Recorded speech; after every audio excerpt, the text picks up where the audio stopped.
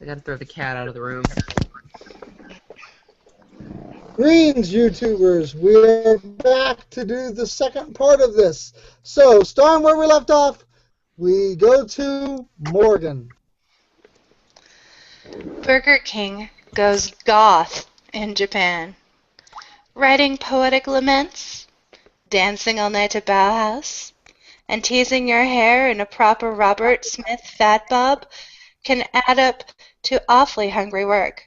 But regular food is just so conformist that you could puke. And last we checked, there's no such thing as snack bar sinister. So when the pangs in your stomach echo the desperate, rapacious emptiness of your dismally fetid life itself, what's a ravening Batcaver to do? Well, Burger King has finally decided to cater to this gothic need. Too bad you'll have to go all the way to Japan to satisfy your hunger. Burger King Japan is rolling out their new Kuro burger, Kuro being the Japanese word for black. The buns are made with bamboo charcoal, rendering the bread dough blacker than the clan of Zymox's sock drawer. The cheese is as well blackened using the same effect. The beef patty is made with black pepper and is topped with onion and garlic sauce darkened with squid ink. The burgers go on sale later this month for a limited time only. Sounds tasty, huh? Yeah, I would love to eat a burger like that. It sounds very delicious. I would make some changes to it, but I mean, for the most part, it sounds like something I'd really like. I would probably eat it if I'm it not were a turkey burger, but not a beef burger. Sorry, go ahead, Morgan. I was just going to say, I would probably Yeah, eat I it was if... about to say I'm a vegetarian and... Sorry, Morgan, honey, there's a lag right now, so I'm gonna stop talking right after I say this. Okay.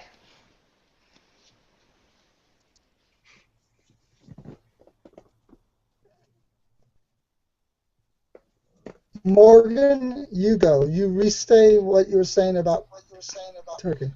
Oh, I was saying that I can't eat beef or pork, so I would probably scarf this down if it were made of turkey, but since it's beef, I probably couldn't have one. I'm very much the same way. I prefer turkey to beef. See, and Lena, I actually can't. I was gonna say I can't actually eat meat at all because it hurts my stomach. Morgan and I actually used to be roommates, so she knows this. I used to drive her crazy making fish all the time. But yeah, no, and I've had squid ink ketchup. It's not something I actually enjoy.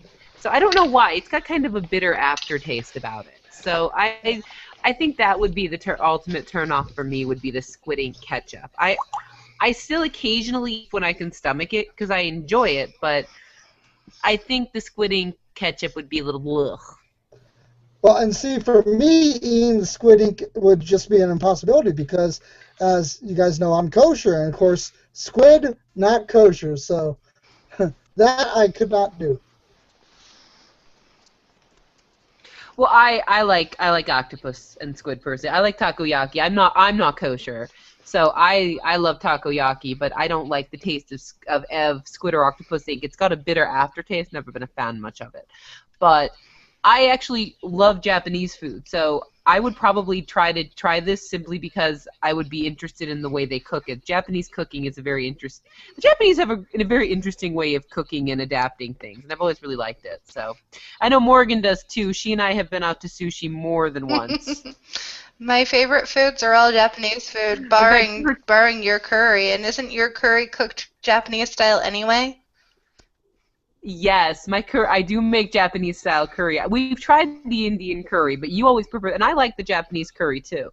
Yeah, I remember. Funny story. For her 22nd birthday, I took her out to sushi, and her family was moving at the time, and we put all the leftovers in her fridge, and her little sister got up and ate the What did she do? I forget what she nuked the sushi because she thought it needed to be cooked. So my little sister, she's the only one of my siblings that is willing to try weird foods. And so she gets up, and I told her that she could have some if she wanted to try it because she'd probably like it because she likes a lot of the other weird foods that I bring home. So she gets up, she takes the whole thing that has tempura, rice, and sushi all in the same container. She puts the whole thing in the microwave and heats the whole thing up and eats it all and says that she likes it. Yes, she nuked the sushi. She microwaved the sushi. Oh my gosh. Hey, yeah, I had a bad experience with sushi a few years ago. So I was having dinner with my, at the time, two girlfriends, and both of them liked sushi. I'm not a big fan of Asian food, so I'm not very used to sushi. So we were having sushi, and then I took this green stuff that I thought was guacamole. I put it all over the sushi, and then I put it in my No. mouth. You did not. I did. Oh, you thought they put guacamole for sushi? It was not guacamole, as I found out. Well, there are rolls that have it was avocado in wasabi. them. Yeah, it was. There It was are. wasabi. I love sushi with avocado. Well, anyway, I ended up tears streaming down my eyes and puking back up this sushi because. You know what, Jack? I've actually eaten wasabi-flavored ice cream.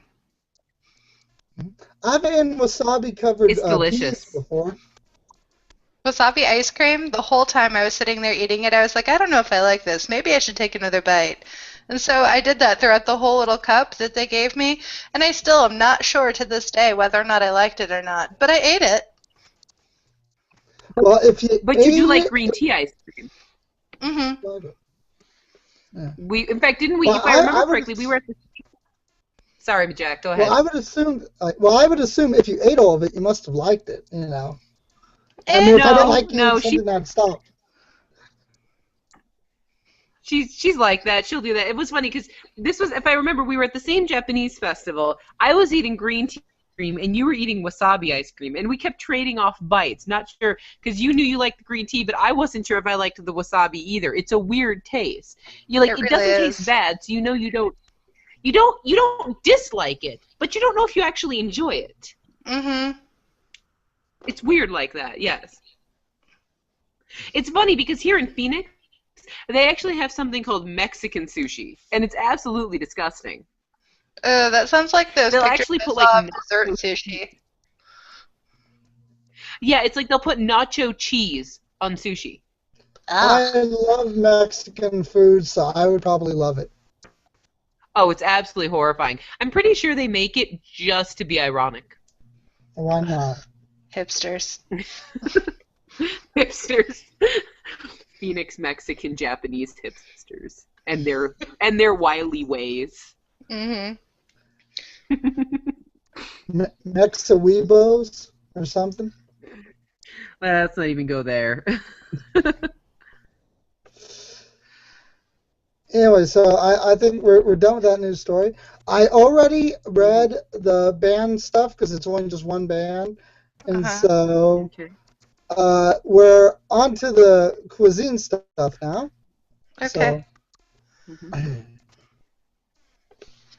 So here we go. Ah, that music, it brings great hunger to me. But what could possibly fill this black void? Oh, wait! What were those burgers we mentioned earlier? I think I shall have one of those. So I guess we will see you when you return from Japan. No! We shall resurrect the ghoulish recipes from our ghastly Gothic griddle, for this is the Gothic cuisine segment of the show. But won't we be making the buns, burgers, and cheese be several recipes? Yes, that is why we shall segment it and do it in parts, and we being Goths, shall one-up it and make the ultimate Gothic burger. It shall be our beaten black burgers. We shall start with Gothic cheese. Now, you will need 1 gallon of whole fat milk. Could be goat's milk or ewe milk. Yes. 1½ teaspoons powdered citric acid dissolved in 1/4 cup of cool water. Dissolving with acid, yes! Now, this is the kitchen, not the cellar. 1/4 a teaspoon liquid rennet diluted in 1/4 a cup of cool water. Rennet? That comes from the stomachs of slaughtered baby cows, doesn't it? Yes, and I wouldn't have it any other way. 2 teaspoons cheese salt and 1 tablespoon powdered bamboo charcoal. Which you can make yourself. Just take some bamboo, which you can even grow yourself, burn it, and then, if need be, crush it in a mortar and pestle. And while I think it goes without saying, just a fair warning, if you burn it, don't put any kind of fuel on it because that will kill you.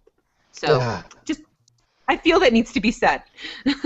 Slowly heat the milk to 55 degrees Fahrenheit in a cauldron. Now, while stirring, slowly add the citric acid solution and bamboo charcoal to the milk. Now, mix thoroughly but gently. Heat the milk to 88 degrees over medium-low heat. Now, the milk will begin to thicken like yogurt. Gently stir the diluted rennet for 30 seconds. Then don't disturb the milk while you let it heat to between 100 and 105 degrees. In about 5 to 8 minutes, the curd should begin to break up and pull away from the sides of the cauldron. Turn off the heat. The curds will look like thick yogurt and become a bit shiny, and the whey will be clear. So, if the whey is still milky white, wait a few more minutes before turning off the heat. Scoop out the curds with a slotted spoon and put in a bowl. Now, reserve the whey. Press the curds gently with your hand, squeezing out as much whey as possible. You want to heat the reserved whey to about 175 degrees. Then shape the curds into several small balls, rolling them between your palms. You put them one at a time into a ladle and dip them in the hot whey for several seconds. Then, with rubber gloves, as the cheese will be extremely hot, gently fold the cheese over and over as in kneading bread. That happens later. This distributes the heat evenly throughout the cheese, which will not stretch until it is too hot to touch. That's about 145 degrees inside the curd. Repeat this process several times until the curd is smooth and pliable. Mix in salt after the second time. Now, when the cheese stretches like taffy, it's done. If the curds break instead of stretch, they're too cool and they need to be reheated. It can be stored in the morgue for about a week. If you want a more complex cheese, then you will need to add some Gothic culture to it. We suggest using a thermophilic one along with Penicillium roqueforti. And while it ages, play Gothic music so the cheese is well cultured in the Gothic ways. Adding culture to the cheese is more complex, though, and therefore cannot be explained in a radio broadcast. Next, we shall make our black buns. You shall need 2 tablespoons active dry yeast. It's alive! 1 cup plus 2 tablespoons warm water, 110 to 115 degrees.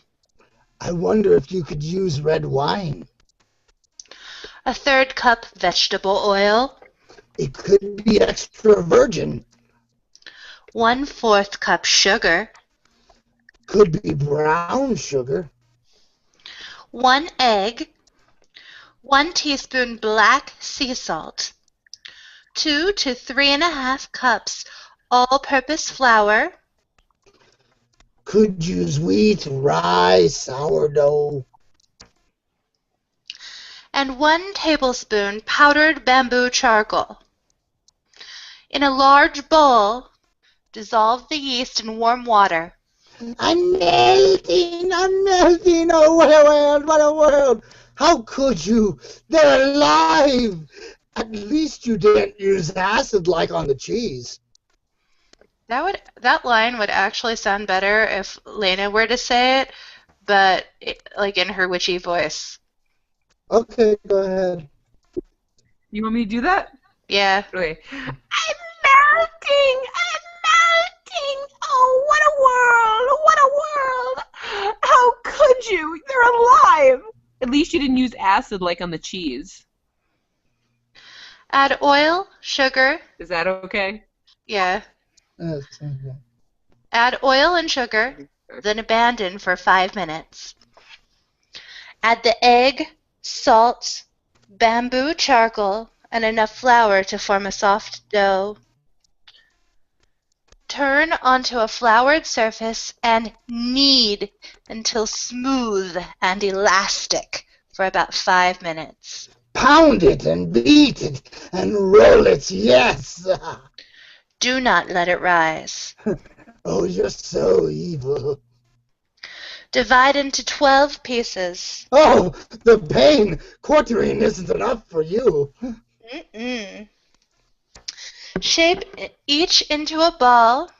Place 3 inches apart on a greased baking sheet. Cover and abandon Like a corpse in a coffin. for 10 minutes. Bake at 425 degrees for 13 minutes or until golden brown. Remove from the pan to a wire rack I love the rack. to let it cool. Like a corpse. Okay, so in the previous recording, I already recorded my part of the recipe. I thought, why not? You know. Mhm.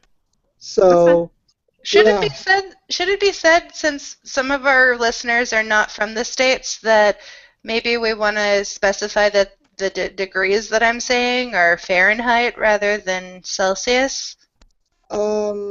I say Fahrenheit in mine, and the degrees are always Fahrenheit for our show. When I use the Celsius recipe, I always convert to Fahrenheit before before I put it into the doc, and so they've always been Fahrenheit for our show. Okay.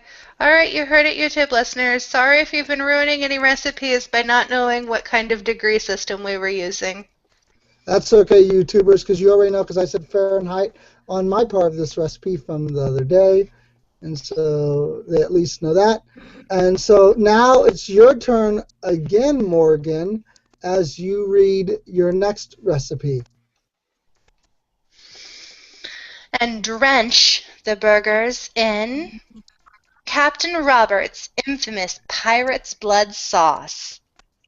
You will need 1 cup red wine, 1 shot of rum, 4 tablespoons red wine vinegar, 1/2 cup molasses, 1 cup ketchup, 2 tablespoons Dijon mustard, 1 teaspoon chili powder, 2 tablespoons Worcestershire sauce, 1 teaspoon celery seeds, 1 teaspoon kosher salt, 1/2 teaspoon curry powder, 1 teaspoon ground cumin, 1 tablespoon cayenne pepper, 1 diced habanero.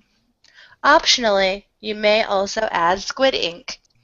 Release the Kraken!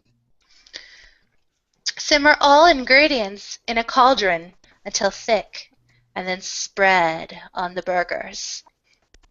Okay, so I already again record the rest of that. So now we just have to do the exquisite. And so whoever has the most lag, I think that's Joanna. Lena.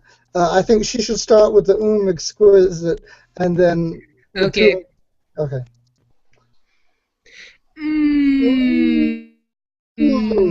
Exquisite.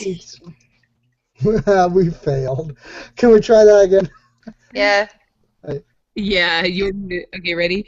Exquisite. Exquisite. There we go. That was good enough. Okay. So, Okay, so Gothic Beauty Magazine. am I doing the beauty review now? Okay. All right. So on our product review this week, I will be reviewing the internationally acclaimed Gothic Beauty magazine. Now, a little over a decade ago, goths got a quarterly dose of darkness when Gothic Beauty magazine first appeared on the shelves. Now, it's full of dark DIYs, woeful reviews, and insightful articles pertaining to the Gothic subculture. Now, while it was, at one point, a staple of many goths' literary collection, it has fallen to the wayside. As with most physical publications, it has suffered over the years with the internet coming. And with each issue, unfortunately, the magazine gets thinner, content gets less varied, and the ads become much more prevalent. Now, the price has also increased by about $2 over the past 2 years, which is about, I think, £3, €3.50, something like that. And it's not surprising, as with so many new subsets of the culture constantly emerging through our global connection online, Gothic Beauty tries too hard to stay true to the classic goth. And unfortunately, this pretentiousness both hinders their story options and alienates the other types of goths. I mean, how many times can you talk about vampires and European castles before it gets stale? And, with the creation of DIY websites like Pinterest emerging, they have darkly unique crafts, and their do-it-yourself section is boasting a papier-mâché mask this month, this quarter. I mean, in all honesty, it's just stacking up the proof that they're falling behind the times. Unfortunately, especially within the past 4 or 5 years, the Gothic subculture with the geek and the pop culture coming in have really expanded it, and they really seem to be falling behind. About 3 years ago, they had a segment on steampunk, and the segment also mentioned the timeline between the early Victorian to the mid-1900s. The problem with this is that they were including diesel punk with steampunk.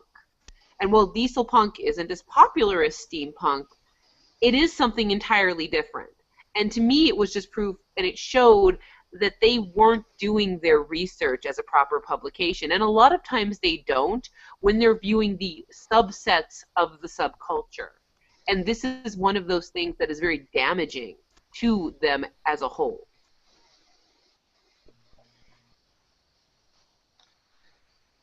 So I'm waiting for your guys' opinions. I was actually horrified to find that meme on Facebook just recently, where there were no people of various ethnicities on the cover. Understandably, that goths are pale, and that typically lends itself best to Caucasian or white people, but there are goths out there of multiple different races. Our own Callie is not the traditional Caucasian. Well, no, Cully is black, and she is a goth of color. One of the things that's very... Yes, she is. And the thing about a lot of the Gothic subsets is that, and this is something that tends to be ignored a lot in the Gothic subculture, and that is that, it's okay. People accept that there are goths who are Asian, because Japan and South Korea and Taiwan have such a large Gothic subculture, and that's where Gothic Lolita comes from, and that's even where pastel goth originated. So that's okay. And people accept that there are Hispanic goths because, once again, those countries have such large subcultures. But what's really interesting is the two groups that tend to be left out the most are black goths and Muslim goths. And actually, I have quite a few friends who are Muslim goths, and they're from the Middle East, and I've met quite a few of them. And then you also get a lot of black goths. And for some reason, especially here in the United States, it's something, because I have European friends and British friends, and it's not such a crazy idea over there, but for some reason here in the United States, there's this attitude that black people can't be goths. And I don't know why that is, and it's not from black goths, it's from the white goths who are kind of racist. Because here in the United States, we have this obsession with the white goth, the pale goth, or even an Asian goth, and for some reason, goths of color, particularly black goths, tend to get left behind. And it's absolutely ridiculous. I've heard so many of them feel they have to defend themselves by saying, I'm so goth I was born black. Like they feel like they have to say it. I don't understand why or why anyone would even care. It's like if we all like the dark creepy, what exactly. And like you and I, we know Gates, right? Brian Gates. I'm going to say his full name. If he gets offended, my apologies. His name is Gates. He's a mutual friend of ours. He used to work at the haunted house with us. And you know, that's what's so interesting I've noticed down here in Phoenix. The scene is all white. I literally all white people. Salt Lake City is such a varied culture. It's such a varied scene. So I was so surprised when I moved down here and I don't see anyone at the club who's not white. It doesn't make sense to me. I also want to point out about the variedness of the culture from back when I lived in San Diego. There were a lot of different ethnicities of goth down there as well. But hey, just behind you're not where I am in Prescott, Arizona. There's no black people. I don't just mean goth. I mean there's no black people here. I know lots of black people from Prescott. Well, I think I maybe know of 3. I know quite a few black people and Hispanic people and quite a few natives actually from the Prescott area. There are Hispanics and natives here, but there's not that many black really. I mean, there's a small number, very small. Yeah. Well, and see, that's another thing that I find interesting too, as far as the Native American culture is also really big in the Gothic subculture and in the metalhead subculture as well, and the metalhead and the goth subculture tend to kind of intertwine in certain areas. So I've noticed that that's really, and that's also another thing that tends to get ignored, is it's just something that falls to the wayside. But once again, it's so funny. I was walking down the street the other day in some of my favorite Nightmare Before Christmas clothes, and I came across and I know her from school, and she's a Navajo Gothic Lolita, and you're just like, and it never gets represented properly. It's kind of ridiculous that it doesn't. I mean, I don't get it. I don't know why it's not. I don't know why people feel that it has to be something that's hidden or ignored. I don't get it. I really don't. And I mean, Gothic Beauty is very guilty of that. They really are guilty of not properly representing the Gothic culture by not having a proper representation of goths of different cultures. I mean, when you meet a goth girl who's wearing a hijab, that's awesome. Ooh, because I mean, yeah, I mean, it's like, oh, hey, because to me that's just like, God, you don't have to worry about doing your hair, right? When you go to the club, yeah, like you don't even have to worry about it, do you? No, and see, that's the thing. I mean, it's. And to me, it's something that should really be acknowledged. There's a whole section of Tumblr called Muslim Goth. There's a whole Tumblr page dedicated to Gothic Lolita Muslims and Black Goths and all of these things. And it's like they just get kind of ignored and brushed under the table. And, you know, it's funny because even Jillian Venters touched on this, the Gothic, the Lady of the Manors for Gothic Charm School. Yes, she touched on this, where a couple of Black Goths actually reached out to her, and she felt that the racism is far too accepted in the subculture. That she stated that she feels that it's kind of a dirty secret. No one talks about it. They just accept it as part of it. And she's right. I think that's something, at least here in the United States, because here in the United States, I know we are global because we're internet, and we do play in Germany and Russia and other countries that are European who make the same type of diversity that we do in the United States. But the United States has pretty much a bit of every culture from everywhere here, and it's interesting to me like how we can be so diverse as a country and so culturally biased in the same time. And it's not even culturally biased, it's racially biased, because most Americans are Americans. Like, we all kind of share a similar culture. So it's not even a culture thing, it's a racial thing. It was a skin color thing. And I find it, I mean, I know Morgan and I, we have had extended conversations about this, just hours long. So, hours of why especially me, because I'm always pointing out the ignorance of other people, and it drives her crazy.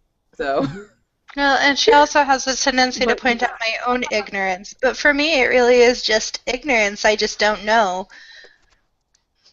And I think, But yes, and see, Well, that's the thing. You're not hateful. There's nothing hateful about what you're doing. There's nothing. Hold on, I've got to leave another room because I'm bothering my neighbors. You're not hateful about what you do or what you say. You just happen to have been raised on a beach in San Diego by a couple of hippies. So, and you don't, and so which is an awesome thing, by the way. I'm incredibly jealous of that. But there is truth in that sometimes your lack of experience will limit how much you understand.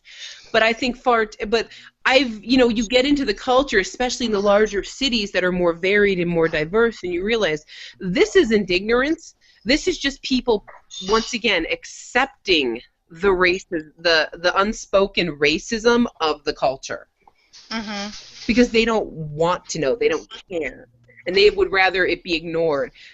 A good example of this is I have many friends who are rock goths, rock shikai goths, belly dancing goths, and when they perform live, any of the girls who are of Middle Eastern descent are pushed to the back regardless of their dancing ability.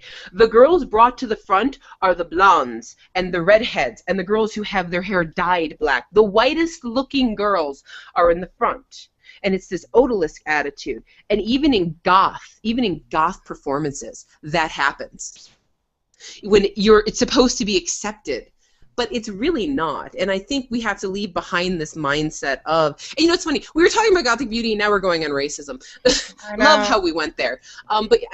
So let's I'm going to reel this back in, but I'm going to say I agree with her. I think Gothic beauty could stand to be more diverse, both culturally and racially. Very rarely do I ever see them acknowledge the scene outside of a white Western European mindset.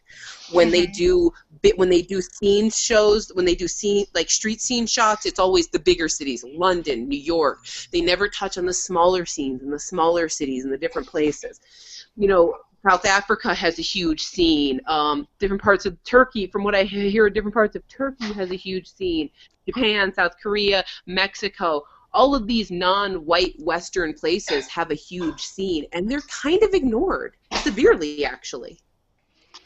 And if they're ever touched on, it's like one article acknowledging the culture and section of goth, and then one article in one issue every probably 3 or 4 years, and then they kind of blow over. And it's actually kind of ridiculous. I think I've only ever seen maybe 5 or 6 non-white models in there, and I own an entire stack of them. I have back issues from years ago. So it's very disheartening to see their lack of cultural acceptance and cultural diversity, both racial. you just went. We can't hear you. You're fading out. You can't hear me? Yeah. Oh, faded sorry. out. I had to move into a different room. Can you hear me now? hmm Okay, so so that's the thing that bothers me, and I hate to say that I might stop buying it because it's become such a staple. I absolutely adore it. At least I did. But let me use this example. From 3 years ago, I compared my latest issue to the one from the same timeline, from the same time of the year 3 years ago. It's 30 pages thinner. And it has almost twice as many advertisements. It doesn't have near the amount of exposés. It doesn't have near the amount of, full page things. It's not, they're do-it-yourself. Everything's just How much lacking. of And it like is I said, color now? not that much. Not that much. It's It's never been a lot of color. It's always been black and white. But see, the Well, back problem, when I started, it was all black and white. I started with issue number 1. it was, yeah. So, and yes, they did have a lot of black and white, but you can get away with that more in a Gothic magazine. Yes. Their This is photo true. shoot spreads are going to require more color depending on what they're showing. But a lot of, like I said, I feel like they're lacking. Like they could be reaching out to the different subsets of the culture more, and I feel like they're refusing to change with it. because the culture has changed. You can't stay static as a subculture. If you do, because Asha from a few months ago, if you remember her being on here, she once said, and I agree with her entirely, pretentiousness is the death of any subculture. And she has a point, because when you get pretentious, you don't change, you stay static, your culture dies. And so, unfortunately, you know, there's very much too much of an Addams Family, Morticia Addams mindset with Gothic beauty. They recently, their most recent issue was an article about goths and big hair, and I'm like, that's a classic goth mentality. Most goths of the other subsets aren't as obsessed with the big hair. In fact, one of the things I've noticed as of the past couple of years is goths have left behind the big hair and gone more ethereal. That's very much an 80s mindset. Most goths I know go for the ethereal hair with the braids and the curls and almost try to look, they like the ethereal look more, and that's become much more popular in the subculture, and it is something they're ignoring. And that's something, if you ignore it, it's not going to go away. People are just going to stop reading your magazine for beauty tips. All right. Time to move on. Whoa, hey, yes, Joey went on. Lena went on her tirade. Well, but the thing is that because of your lag, if you notice, I wasn't really speaking throughout most of that. I actually have a lot to say on two different things about that. And so we're not moved on yet. Right. First, I have a comment on all that racial stuff, because if you notice, I was silent during all that. Being as I'm mixed race, I kind of have a few things to say myself. And then also, I have me? I'm Comanche, Native American, and I'm Portuguese, and I'm German. I'm half Portuguese, 1/4 European. Okay, but the 1/4 Comanche. My father. No, I completely understand that. Okay. Okay, yeah. So anyways, I have some comments on that, and then I have many issues of the magazine. I want to give my own review of it as well. Okay. So. You know, my own review of the magazine. So anyway, well, because we're allowed to do that, you know. If more than one host I'm not arguing that. I want to hear your opinion. Yeah. So. Okay. So first, and I'm going to cut in my stuff in. It's not going to air late like here. I'm going to cut it in. I'm going to edit it in. Okay. So my stuff is going to be edited throughout earlier. I just didn't want to respond while you were doing it because of the lag. Yeah. That's fine. Otherwise, I would have responded at those ones. So anyway, so just to let you know where I'm cutting in. So with the thing about races and stuff, I'm going to cut in right after your story about the Navajo woman. Okay. Okay. Well, because I'm Comanche, so you know. Well, yeah, but Jack, I'm not trying to say that you can't feel a heritage connection to that. But my friend grew up on the reservation and is completely Navajo, and because of her dark skin and her dark hair and her very non-white looking features, she's experienced a type of racism you probably haven't. So please. I'm not making the comment that you're thinking I'm making. So. Okay. Don't punish me until you hear what I say. I'm letting you know that she's not someone who's like, I'm half Navajo. No, she's native. She grew up on the reservation. In the poverty of the situation, she is as bad as you can get. Yeah, so, yes. Yeah. Please stop attacking me, though. I'm not going to say anything against her. I'm not attacking you. You are, because I'm not saying anything against her, and so you're defending her whenever I'm not attacking her. So you are attacking me. Anyway, so I'm going to say. And as some of our viewers know, although maybe not all of them, I'm actually mixed race myself. I am 1/4 Comanche, and then I'm half Portuguese. Now, true Portuguese is European. It's Spanish, but it's the white because Portugal broke off from Spain. It's the but many people would consider it Caucasian, and I would not argue him with that. But 1/4 Comanche, and yeah, I have several Native American friends who are goth as well, and they're wonderful. I also have a full-blood Navajo friend who is goth, and she's a wonderful, wonderful, beautiful goth and Navajo as well.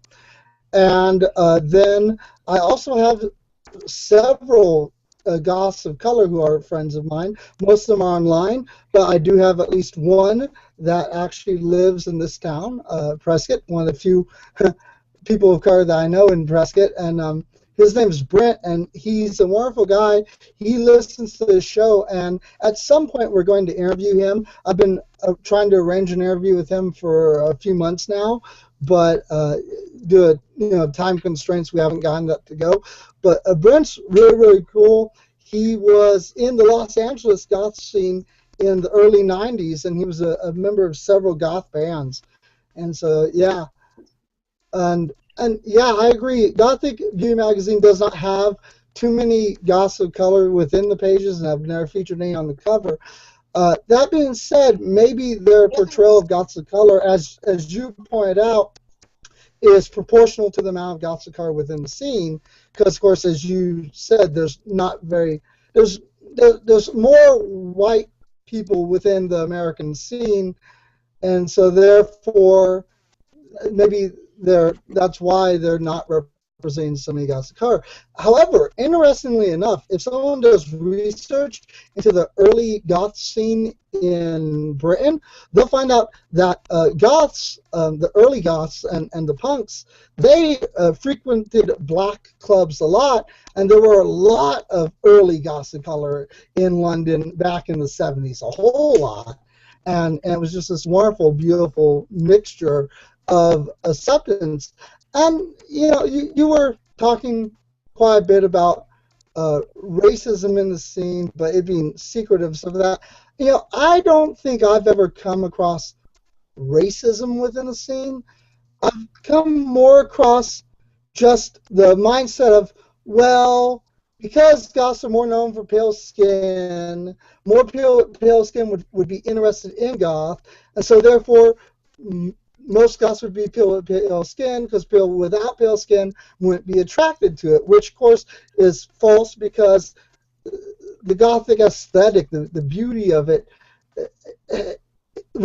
is attractive to anyone, because the whole thing about the connections with horror and mystery and ghosts and vampires, and just accepting the more darker aspects of life, accepting death, accepting sorrow. These things are multicultural and exist within every facet of humans, no matter where we're from. And so that is definitely that notion that it's mainly a European white thing is definitely a false notion. But I do see that, as our viewers know, I was raised within the scene, and so I do see that. But that being said, I think if you went up to 99.9% of goths and spoke to them, you would hear that they're not racist. Goths are not racist, but anyone is racist. Anyone can be racist. And my experience in the scene is that it's not what people say. And this is my experience in life. It doesn't matter what people say. It matters how people act. And that's especially an interesting thing in the United States, where we have this obsession with saying, as long as I don't say I'm racist, I'm not racist. And that has really permeated into a lot of the cultures, and I've noticed especially in the scene in a couple of different cities. Especially down here, of course, Arizona is a very racist state. It is. Yes. It's a hotbed in this area.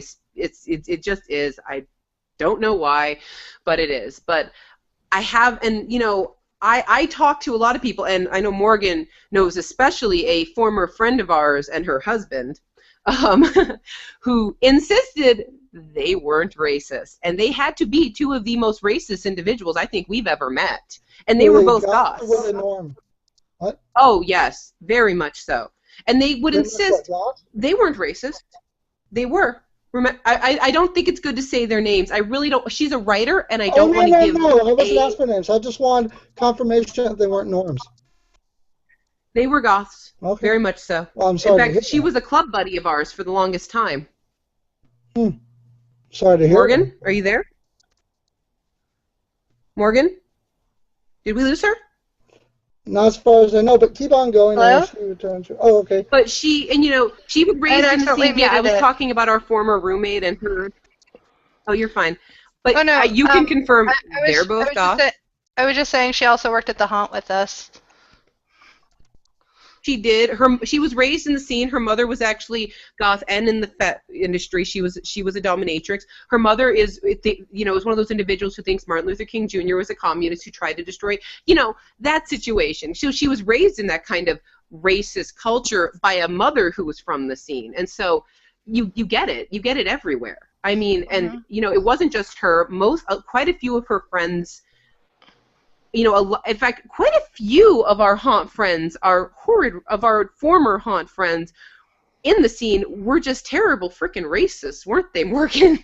That's terrible. I'm Several sorry of to them hear were. that. Yeah, and that's really, it's very, I think, like I said, it's kind of an accepted thing. I'm horrified It's kind of by something that. that's not talked about. And when you especially when you extend out to the different scenes, like here in Arizona, once again, it's an accepted thing. It's something in Salt Lake City. It was especially with such a diverse culture, but it was silently accepted. And I think that's how it is in a lot of places where you have people who they insist they're not racist, but they'll say derogatory things. They'll glower at someone who's not white in their scene. They'll kind of treat them badly. They'll say shit behind their back. And you'll hear that in any scene, because all goth scenes are pretentious and dramatic. But anytime it's race-based, that's when the problem happens. Yeah, and So, nobody and wants to. gender-based. Nobody really wants to admit that they're a racist. It's just something that people are, and But the thing is that if they don't acknowledge it, they don't have to fix it. true. And that's where that particular couple was an issue. They just kept insisting they weren't, regardless of it, because they were comfortable being hateful and ignorant. And that's where you get a lot of that. And unfortunately, because the scene does attract drama and pretentiousness, which can be fun in the right amount of doses, sometimes it attracts the wrong kind of people. And that's where I think that's where some negative stereotypes come from. I would just like to take this opportunity to make a statement, and that statement is racism is a terrible, horrible thing. There's no place for it within the goth scene.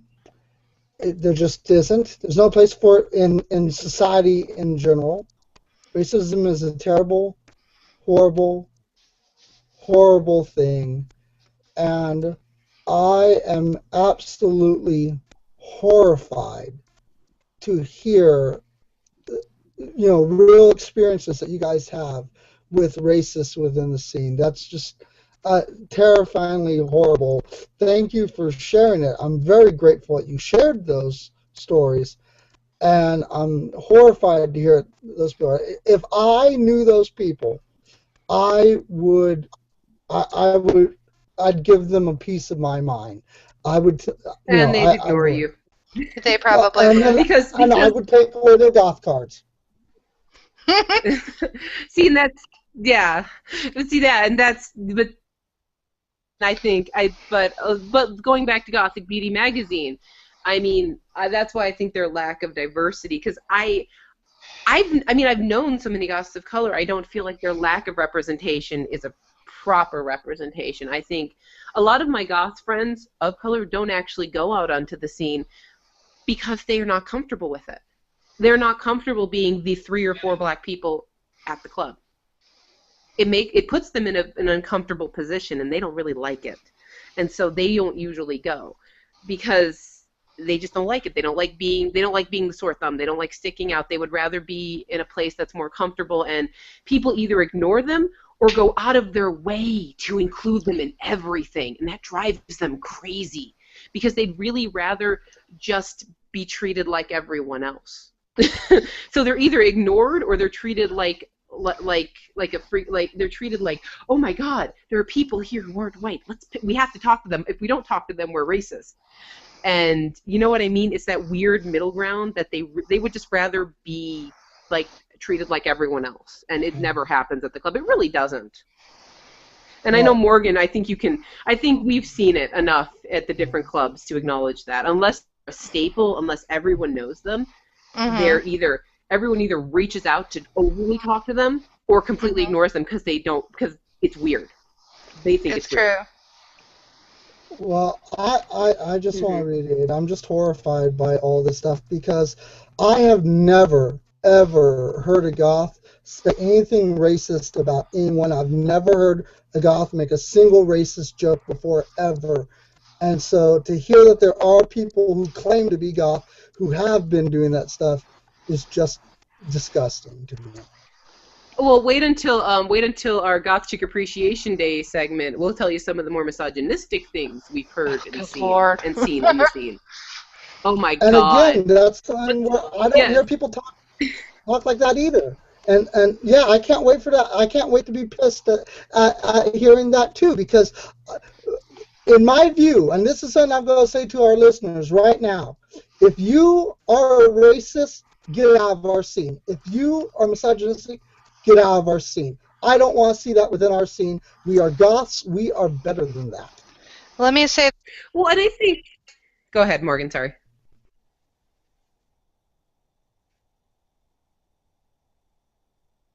Hello?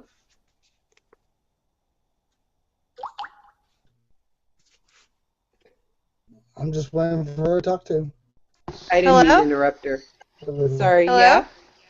Say what you were going to say. I accidentally muted it. I just want to say I think it would actually probably be better to word it as be kind to each other. Embrace our differences. We're all of worth in some way, and sometimes it's really hard to let yourself see past what you're familiar with, but sometimes it's the utter aspects of life that are the things that make it worth living. And us being part of such an outlandish scene in the first place, we should be the first to be embracing and not pushing people away. Well, no, and yes, and that would be my advice too. But as you very well know, there are some people who they don't want to embrace, and so for those who tell us no, blah blah blah blah. Well, if they don't want to embrace either the equality of women or the equality of all races, then they have no place in the scene. But yes, I would prefer for them to learn to embrace the wonderful beauty and power and equality of women and the wonderful beauty, equality, and power of all races. I kind of wish Kali had been in on this because I have a feeling she would have some stories to tell us. Because I know she and I have had private discussions before, and not many, but I have a feeling. I kind of wish she was in on this. I would suggest, maybe messaging her later to see if she has time to give her 2 cents into it, because we can talk about our experiences with the racists, but we've never been their target. And I think if she's ever been targeted, I feel like coming from her, a couple of the more ignorant people who might be listening might be more willing to hear it. Because see, that's the thing. We can talk until we're blue in the face, but most people will. But if people are set in their ignorant ways, they will ignore it. So I've always felt like the best way to get things out is to talk about it and acknowledge that it's happening. It was with that hashtag Yes All Women they had on Twitter a few months back, where people were like, oh, that stuff doesn't really happen, and everyone stood up and said, no, yes it does. It happens all the time. Yeah. It's just become so ingrained we don't notice it. So, and I think that's, once again, part of the scene where people are just so accepting of the fact that there aren't a lot of black people in it, so they make the assumption that there aren't, but in reality most of them just that I know, avoid the public scene. They don't want to deal with any drama or any of the racial BS that comes with it. So, like our former roommates and their BS. So, and them saying, we're not racist, but insert derogatory racist thing. Yeah. So, which is how they talk all the time. So. Well, but anyway, let's move on. What I know you had more to say about this, Jack. Sorry.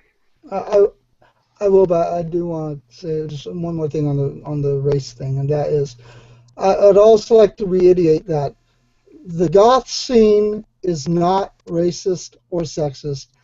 There might be a few racist or sexist individuals within the scene, but I promise you, the scene does not condone that. Okay, so I'm Yes, done and I talking think about that's. race.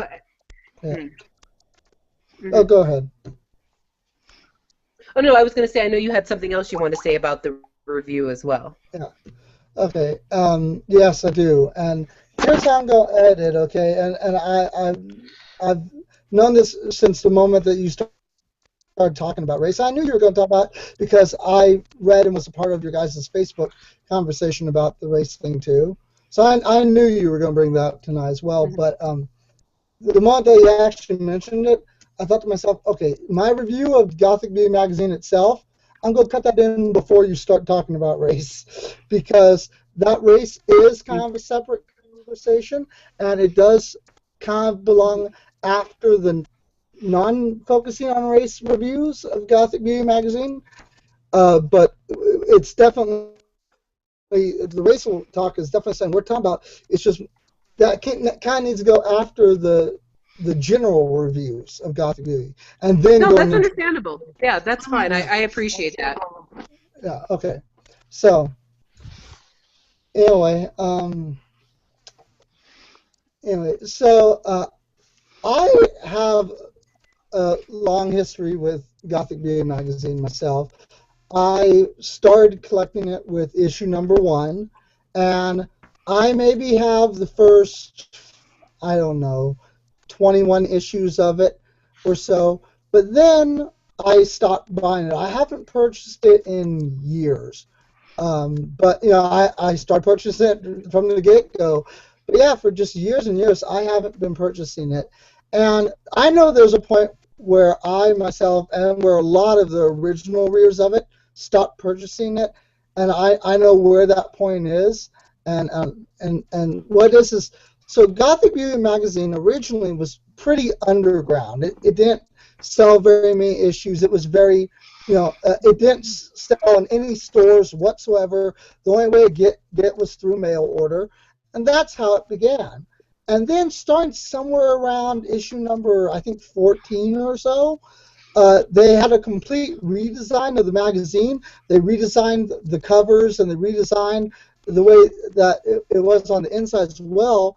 And right after that redesign, right as the redesign happened, they started selling it in like Barnes and Noble and stores like that and Hot Topic and stuff. And so a lot of readers stopped purchasing it right then and there. The moment that it started, being sold in Barnes and Noble and stuff, a lot of the original readers, we actually stopped reading it. I continued to buy it for a little bit, for a few years after that, but I haven't purchased it since 2007, and of course now it's 2014, so it's been a very long time since I was reading it. The things that turned off a lot of the original readers like myself, I can say what turned us off. So the redesign that was obviously made to cater to the Hot Topic crowd, that turned us off. And also the fact that they started reviewing more metal albums turned a lot of us off as well. And and that they started catering, you know, more towards mainstream metal people, I guess. And so a lot of us stopped buying it back at that time, which in a way is almost a different, coming out from a different perspective from what you were saying, Lena, because you were saying that the reason that it's dying is that it's not diversifying amongst all the different subcultures within the scene, and yet I and many of the original readers, we in a way stopped purchasing it because it became too diverse. So that's a little weird. I want to know See, and one of the your thoughts. interesting things, because I've read all the issues, and I don't feel like the redesign was necessarily a catering thing. I felt it was just, it felt more organized at that point, because it was a magazine, and I know Morgan and I, we used to do a webzine, And when you do that and you try to publish something, you have to sit down and you have to figure out from an organizational standpoint how everything's going to look and feel. And I feel like them making it more available, I don't feel like that really took away from it as much as it just let more goths know it existed. Because remember, this was back in 2007. In 2007, only 1/3 of all U.S. homes had the internet. How were you going to order it? They mostly did mail order through their website. Yeah, I know. I was an original mail order person. But that's I think you and I are coming out from two total different areas and mindsets. Because for you're talking about how it's dying and how you want to flourish more, whereas my original, the ones that us original subscribers, we wanted it to remain a select few people. We didn't want a very wide net to be reading it. It was our own personal little thingy, and that's the thing is that, and maybe you know this about me, maybe you don't, but although I'm very open to people, when it comes to goth versus norm versus subsets and all that stuff, I am very elitist when it comes to that. For me, goth is very much a particular thing. That's how it is, and we are a small amount of people, and that's okay. And so that is that's kind of the lens, I guess you could say, that I see the scene through. And so I like things that are very personal. I like goth bands that only have 30 fans. I like goth magazines that only have 90 subscribers. That's my thing. And so, but yeah, I left Gothic Beauty magazine because it became too available. Weird, huh? Well, and see, but once again, that's a pretentious attitude with the scene, and I guess there's nothing. Like I said, our scene is naturally pretentious, and there's nothing necessarily wrong with that. The problem is that when it becomes too limiting, then you're ignoring the creativity that it can have. Because that's the thing. Really, I've always felt the goth subculture's change comes from the creativity of the people in it, because it's a very artistic scene. You're right. And frankly, Jack. And see, that's really where it comes. Frankly, Jack, I'm surprised that I meet your. What I was saying is, frankly, Jack, I'm surprised that I meet your criteria for being goth enough to be on the show. Hey, I try to be an open, loving, and understanding person. You and I have spoken a bit about some of my thoughts about certain bands that you like and stuff. But, I have a lot of goth friends who like those bands, and I'm not entirely against them myself, although I kind of pretend to be more against some of them than what I really am. But I'm kind of like that. It's that weird pretentious thing, Well, and I think a lot of it comes down to just the fact that at some point as you grow into the Gothic subculture, you reach the point of realizing that you have your gothness and then you have everything else. And even Jillian Venters, who makes her who is a goth writer and does the Lady of the Manors, openly says goths are never just goth. She says goth is a part of what a goth is, but it's never just everything they are, because she says, I'm a goth, but I'm also a software programmer, because that's also what she is. She says that she's a goth, but she's also a photographer. I mean, all of these other things she talks about that she is that aren't necessarily goth, and she talks about how she has, she has friends who are goths, but they're also bike racers. And like me, I'm a goth, but I'm also a cosplayer and an anime fan. I'm a goth, and I'm also, I play the violin, but I don't necessarily play goth music on my violin. I'm also a hardcore gamer. Yes, horror games are my favorite, but man, I'll take out Star Wars like anyone else. So, I mean, I'm a I was raised by a Trekkie. I mean, I'm goth, but every goth has to acknowledge the fact, like even you say, Jack, one of your favorite bands is the Backstreet Boys. Yes, I love them. You love the Backstreet Boys. I mean, every goth, goths are part of everyone, but limiting to just being a goth is limiting our human nature. So, yeah, and I think that's what I think that's what a lot of it comes down to. Absolutely agree. Yeah, I agree. I absolutely agree. And no,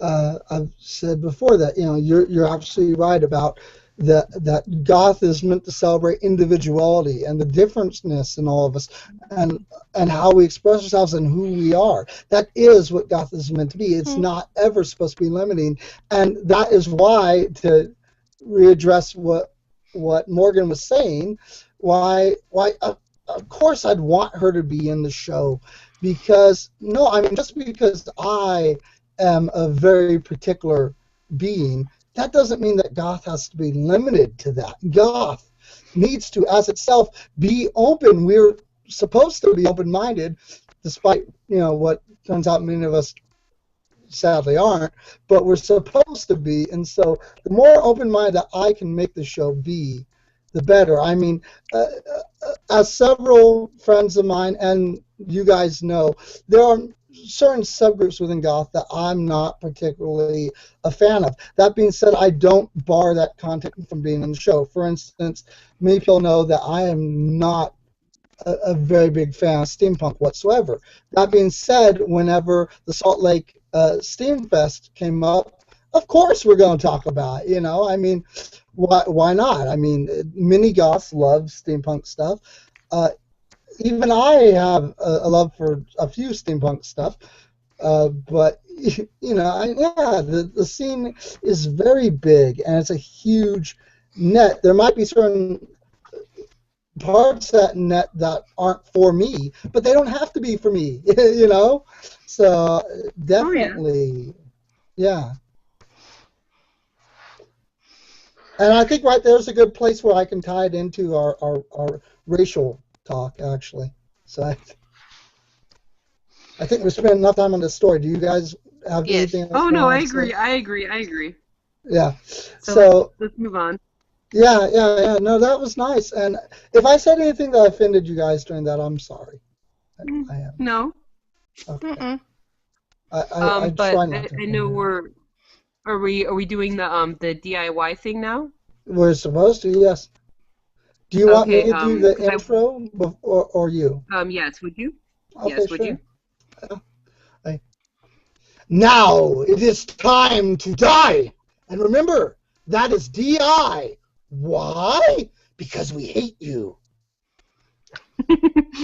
I do find that intro quite amusing. So this week for DIY, we're going to go simplistic, mainly for it's just that time of year where black silk roses are available for well priced because it's so close to Halloween.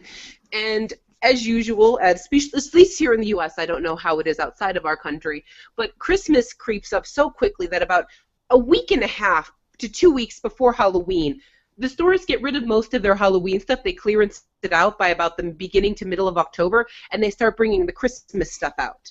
So this would be the time of the year, at least in our country, to stock up on black silk roses.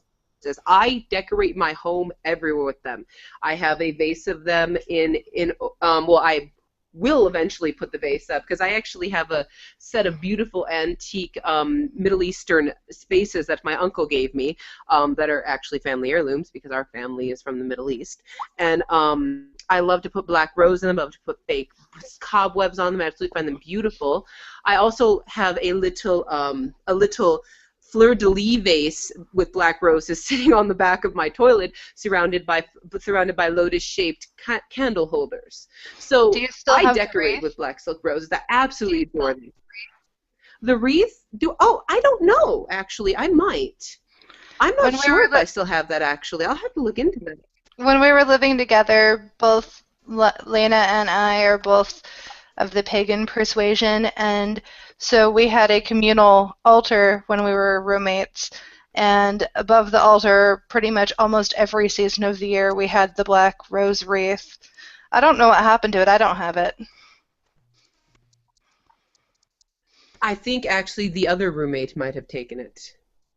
So, but no, actually, it was on our fireplace. I know what you're talking about. But in my fireplace, actually, both my maid of honor bouquet from your wedding, Morgan, as well as the bouquet that I caught there. So, and those are currently decorating my my fireplace. So Aww. I love flowers, but I have terrible allergies. So I am a lover of silk flowers. So I am a city girl. So, you know, I love my flowers, but I have to acknowledge that I have allergies. So this is the time of year, not just for the black ones, for the deep orange ones to mix with the black for the fall colors, because I decorate with that all year long. And I think to me there's nothing more beautiful than having a big bouquet of black silk roses with fake cobwebs all over them. The Or autumn me, colors I'll are spray so like becoming on you too, though. she does love to point that out. My mother's side of the family is Eastern European. My father's side is Lebanese, and so I actually have a light olive tone. Morgan likes to compare me to something someone would grow in a garden, and which I find actually very blush-inducing. But I do. I actually look good in orange and brown and deep greens, and I'd love to incorporate those into into my gothic wardrobe. Unfortunately, that's harder to do down here in Arizona because the way the sun is, just any color that isn't white tends to draw the freaking heat in. But hopefully when I move to Portland, which is in the cards for me here in the next year when I transfer up to school, that will change.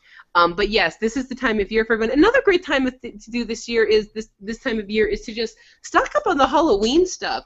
A good place is Joann Fabrics, Michaels, all of the high-end craft stores have amazing Halloween. You're cutting out You again. fade out.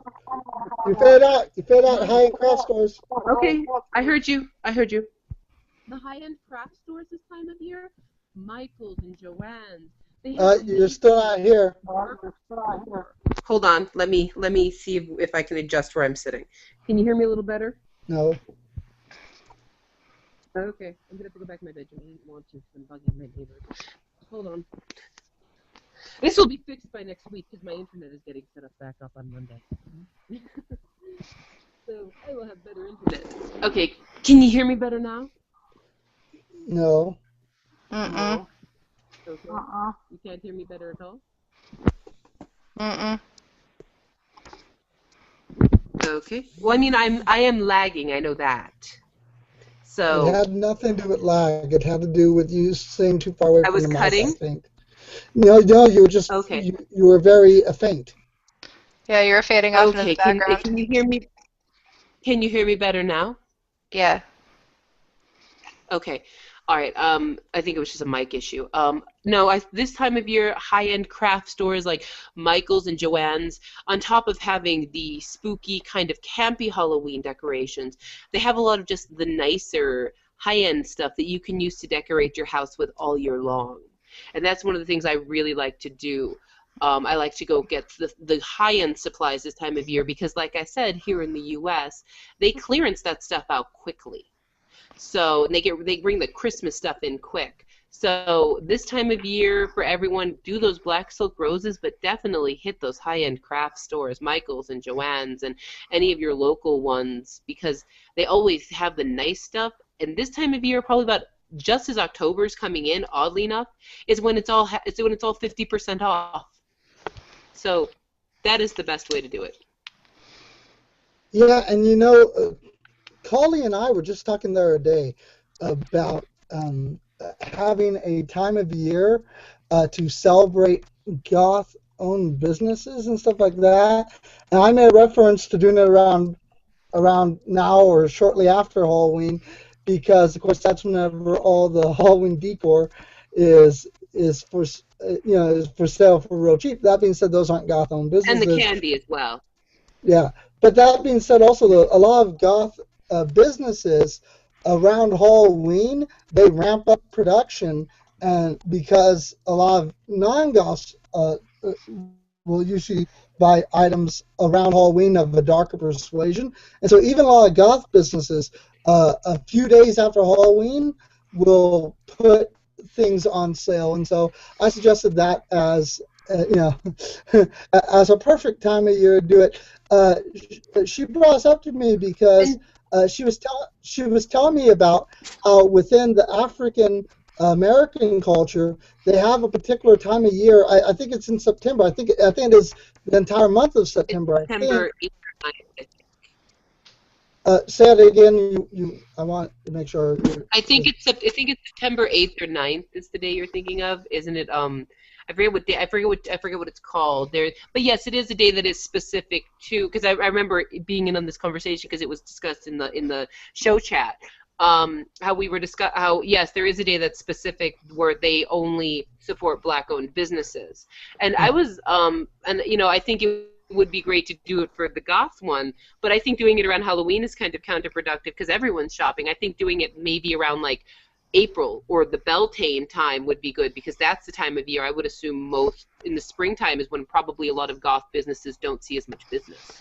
You're probably right. And yeah, that's something we should talk about more. But yeah, I want to give credit to Coley for bringing up that idea and talking about stuff within the African American culture and them supporting their businesses, which is wonderful. It's absolutely wonderful, and it was very wonderful for her to take that thing and share it with us in talking about, it's like how you were saying earlier about having several aspects to our lives. And she was taking one beautiful and wonderful idea from one aspect of who she is, and she was offering it up as inspiration to a culture of another aspect of who she is. And I think that was absolutely brilliant. And I thought I would mention that here because it ties in to Gothic decor and about good times to shop for goth stuff. Mm-hmm. Morgan? I was just thinking about the plates that we used to have that were shaped like leaves. Those were really pretty. I still have some of those. Yes. Do I was you? about to say, are you going to say Martha Stewart's a witch? I do actually still have them, yes. Oh, I was wondering where those went off to. I took them. Well, They were mine. I got left with the jack-o'-lantern plates. Guys, I wish I had gotten it those. sounds like the segment is done though. So 'cause Yes. we're just talking around. Yes. Okay. So, album review. All three of us have listened to it. You guys reviewed, and whenever I give my little comment on you guys' review, I'll give my own review because I listened to it as well. All right, so shall I read Morgan? the intro? It's marked in your Yes. color, and I did not color it, so. Okay. The time has come to awaken our oral senses with the melodies of the night and the rhythms of the shadows that stir our inner selves to surface as we analyze and inspect an album to bits and pieces. So without further ado, the self-titled album by the Dresden Dolls. May I, Morgan? Go for it. Now, I would like to set a little bit of a scene because this album means a lot to us because, oddly enough, even though Morgan and I had met before this, we first started really becoming friends at a Dresden Dolls concert about 10 years ago, actually. Almost 10 years ago in a few weeks. It'll have been 10 years, exactly. Mm-hmm. And so it was just before Halloween, and Morgan and I had met at a haunted house. We originally met while we were working as actors in the asylum section, and she gave me a ride home that night because I didn't have one in exchange for food, which I gave you some absolutely delicious food. So, which I'm that set the course for our friendship because I do always, whenever we're around, I tend to feed her, and but I had gone with another who eventually became a mutual friend of ours, Chrissy, and looking back on it years later, I realize now, and I was on a date. Huh? Yes, I'm sorry, our friend Mildred. I'd gone with our friend Mildred. Jack, make sure to edit that out. I'd gone with our friend who eventually became a mutual friend of ours, Mildred, which I now realize years later, I was on a date with her and didn't know that, and eventually I did wind up kind of dating her on and off for a week or two a few months later, but she bought the tickets and she asked me out, and I didn't realize it at the time. Now I do, which I feel horribly embarrassed about that. But we were both getting out of her car.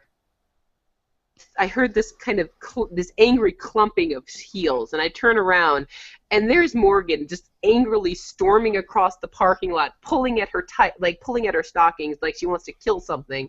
And I go, Morgan? And she gets this look of utter relief on her face because her asshole ex had ditched her that night. Pardon my language, Jack. Had ditched her that night, and she was supposed to be with him, and she didn't want to be there alone. So she had this look of utter relief that she knew someone at the concert. And we stood together that night, and we hung out that rest of the night, and we actually helped Mildred move after the concert. So after talking to Amanda Palmer, and after Amanda Palmer, didn't you?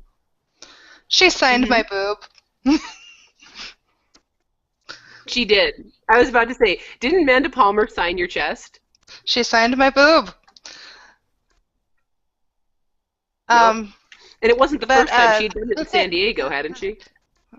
No, that was somebody else. Okay. But the thing is about that time period, the big look of relief that you saw was in fact the fact that I knew someone, because at that time, because of the fact that the guy I was dating was so terrible to me, I often went to things by myself, alone, a lot of the time, and it was always so awkward being the one person there by yourself, seeing a bunch of other people being there with their friends. And so when I saw you, I was like, oh, good, someone I know. And oddly enough, that's pretty much how we've been ever since. Whenever we live in the same city, we always do that stuff together. Mm-hmm. And I had heard the Dresden Dolls before. I'd heard a few of their songs, but I hadn't actually heard. I'd heard Coin Operated Boy, and that was really the only one that I'd heard. And the reason I'd heard it was because the band was coming in town, and so the music was being played a lot. But that was really the only thing. That's the only single that the radio station would play. And they never played Girl Anachronism. They never played Missed Me, which was their two other singles off of that album. But to me, by not playing the others, that was very deterring, because Amanda Palmer and I hate to say I can never remember the other. Ryan, thank you. They are amazing musicians, and on top of that, they put so much energy into their performance. Because you've seen them, I've only seen them once. You've seen them 3 times? Twice. The band, for those of you who haven't ever listened to the Dresden Dolls, the Dresden Dolls are consisted of Amanda and Brian, and Brian plays the drums and pretty much doesn't talk during the entire performances, and Amanda is the vocal aspect of the band, and she also plays piano in such a violently passionate, like almost arousing way. Yes. And I'd like to add that Brian is also currently the drummer for Black Tape for a Blue Girl. Oh, I didn't know that. Yeah. He's been for about 3 or 4 years now. Oh, okay. I know he did a lot of solo projects. Mm-hmm. Mm-hmm. So I didn't know he had officially had a new band yet.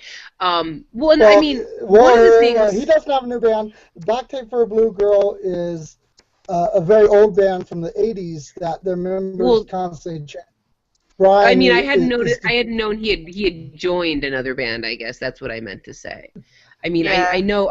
I hadn't realized he had gotten another project. He was out of his solo stuff, because he did a lot of solo stuff for a long time.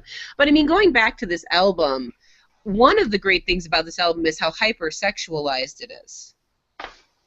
It's true. It talks about varying forms of sexuality. There's the song Half Jack, which talks about transgender or hermaphrodism. What's the word I'm looking for? Hermaphrodism? Mm-hmm. We'll leave it with that. Yeah, I don't actually know the proper term. Yeah. Yeah, that's actually that issue of hermaphrodism comes up in several of Amanda's projects. like Evelyn, and also her one of her books that she published. She published a book. I own it. It's a two-part book. I think it's related to Evelyn and Evelyn. I think it's an Evelyn and Evelyn book that I have, and there's some of that in that Yes. as well. Yeah. Well, yeah, and she definitely does expand on it in her most solo work. But one of the things that's really interesting about her early work as the Dresden Dolls is that, she didn't quite go into a lot of the transgendered. One of the things I really like about this album, and I know Morgan really likes, is her discussion of mental illness. Oh, yes. In the song Girl Anachronism, she described how I was feeling before I was medicated in the stable state that I am, almost exactly to a T. And it's interesting because she explains how I felt while I was medicated. And it's interesting how, because I know you and I both, it's interesting how for years you weren't medicated and I was over-medicated, and we were friends during this time, and I know we both love that song for its own reasons because of those situations. And we treated each other dreadfully throughout the years, off and on. Yeah. I'm surprised that we've made it this long, but I think that if we can endure what we've endured, we can endure anything at this point. The interesting thing about mine and Morgan's friendship is it's very much like this album, where it's up and down, and part of that is just because we became such close friends in our early 20s. In fact, in about 2 weeks will be the anniversary of when we first met. 10 years. 10 years. So, because we met...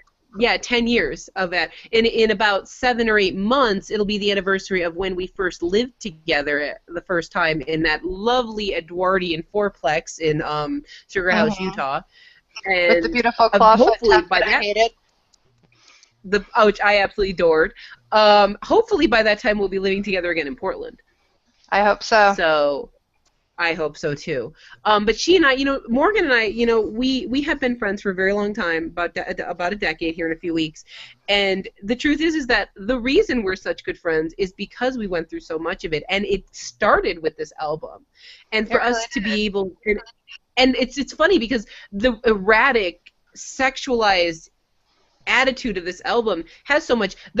Coin Operated Boy reminds me of a certain relationship I was in with a former of yours. Yes. That you and we were just terrible to each other over because we were both in such terrible places. Yeah. And Coin Operated Boy reminds me of that song. Girl Anachronism reminds me of my time in therapy and your time in therapy, and me on different meds and you on different meds, constantly going up and down. And interestingly enough, eventually what made me realize, Morgan eventually started taking the medication I used to take, which I was medicated from about the age of 16 until about 6 months ago on this medication. And I finally stopped taking it because I realized, like when you listen to the song Girl Anachronism, where she said, when they say, excuse her for the day, it's just the way the medication makes her. I used to listen to that song as I got off of my medication, because I realized that this medication had made me the person I was for 14 years, and I wanted to know what I was like off of it. And I realized after I stopped taking it that the main thing that was wrong with me wasn't necessarily that I was depressed. It's that I have something called Hashimoto's, which is an autoimmune disorder, that one of the side effects is depression. But as long as I take my thyroid medication and take B vitamins, I'm fine. And I for didn't me, need I to be on that actually medication for years. And in fact... What I was going to say, and for Sorry, me, I actually have clinically diagnosed bipolar disorder, and so I was up and down and back and forth until I found that medication that made me a stable individual able to function in the middle. And oddly enough, yeah. I am allergic to B vitamins. Weird, huh? Yeah. I'm sorry, Jack. Were you feeling left out? Yeah. I wanted to point out that and say, wait a minute, you have to take B vitamins, and if I take B vitamins, I die. Weird. Well, and see, that's really something. Morgan and I, like I said, that Girl Anachronism song, she used to tell me that song reminded her of me, where I reminded her of me where I've always felt it was the other way around. And I think it's because she and I have our girl anachronism moments because we are individuals who have been so unstable in our lives, and we have been in families who just don't know what to do with us. Mm-hmm. And even though they're well-meaning, Yeah. not to say our families and our family members haven't been well-meaning and haven't tried to help us, because they have. My mother used to require I go to therapy every week in order to live with her while I was balancing out in my younger years, because she knew I needed it. And whether I wanted to go or not, she knew it was a necessity, and it was a requirement to live with her while I got myself in a better place. And I thank her for that because it helped me. And for me, my mother went back and forth between not having the energy to deal with me and being overly smothering to the point of being cloying. Yes. Yeah, and see, but they were well-meaning, and even they did what they thought they could do. And I remember the song, the song "Missed Me," especially. I've always felt really. That reminds me that reminds me of some of our more adult moments at cons. And that song and some reminds me that song reminds me of that ex, because he actually had problems where he was incarcerated for doing things he ought not to have done with someone who was someone he ought not to have done them with. Yes. Well, and I think that was the big part of the geek culture, especially at that time 10 years ago, where it's odd how so many people also don't know and not just the geek culture, the goth culture, because that ex was also a member of the subculture. And that was it's weird how it was silently accepted in that point where older guys hook up with the younger girls, and it was a little creepy, but once again, we had those experiences, and it was very interesting. I love how Amanda Palmer tries to especially see it from the aspect of the victim who isn't necessarily the victim. She's not someone who was forced upon it. She was an individual who knew what she was doing and sought him out. Yes, and went out of their way when she was rejected to ruin the situation. And and that I'm not exists saying in real life too.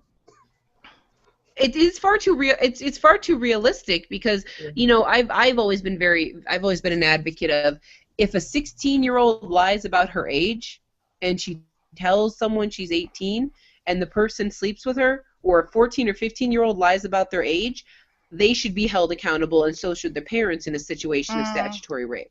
That particular individual knew full well that the girl was only 15. He did, Yeah, and that's different. That is a different story. situation. Yeah. I mean, but I do like to point out, but that is one of those situations where you're dealing with. I do like how she points out that just because someone's legally a victim doesn't always mean they're a victim in a situation where they're consenting. There's another song on that album that reminds me of that person as well. There's a song called The Jeep Song, and she talks about how no matter what she does, she sees his Jeep all over town. And when him and I were going through the messy breakup that we went through, he had this bright yellow car, and I saw it everywhere. You did. And it was weird, and it's the fact that it was his car. But Salt Lake City's so tiny, it's not all that hard to think that you would see the bright yellow car. And to this day, there are times where I see yellow cars, and I look for the hallmarks of the vehicle being his, even though I know full well that he doesn't have the vehicle anymore. Oddly enough, whenever I see a bright yellow car, it reminds me of him too. I think of him and all the situations of you guys. It's just because it's a bright. I still remember when after he broke up with you, his wife tried to become friends with me. Ugh. And it was ridiculous. It was very funny. His ex-wife, yes. But see, that's the thing about this album. And I'm trying to remember the name of the song because I never remember the songs off these albums. It's the one that almost sounds like a pirate drinking song. Do you know what I'm talking about? Well, I have the album in front of me. I can start listing all the songs. There's Good Day, Girl Anachronism, Missed Me, Half Jack, 672, Coin Operated Boy, Gravity, Bad Habit, The Perfect Fit, The Jeep Song, Slide, and Truce. I don't remember which one it is. I Do don't you know which believe one I'm it's that. talking about, I, Morgan? I know what song you're talking about, but I don't believe it's actually on the album. It was one that she played live with us. That is right. You're right. That wasn't on the album. It was. I think it was like an old Irish drinking song or an old sea shanty. But dear God, did she play it beautifully? Yeah, she actually even cracked open a cold one and like spilled it all over herself as she performed it. It was amazing. So what brand of cold Yes. one was it? I don't recall. Don't know. I do remember. You know what I remember about that night? Besides the Diddy Bops, who were one of her opening acts. Interestingly enough, she had 3 opening acts. The Diddy Bops, who were this great band from Southern California.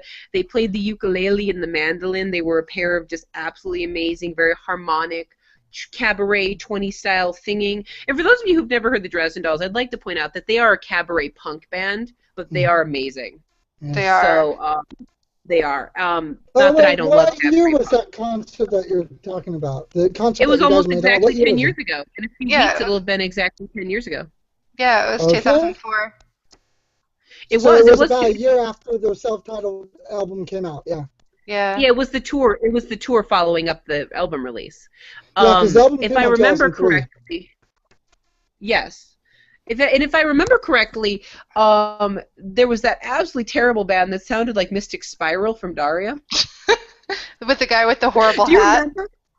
Yes, and he sang a song about a pillowcase made of lead.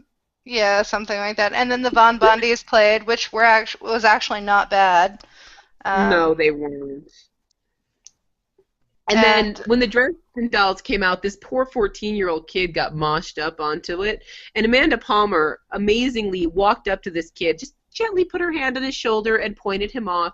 When I have seen so many other bands just like chuck fans who accidentally get moshed up, I really, I think one of the things that makes her music and Brian's music so amazing is just how completely nice they are.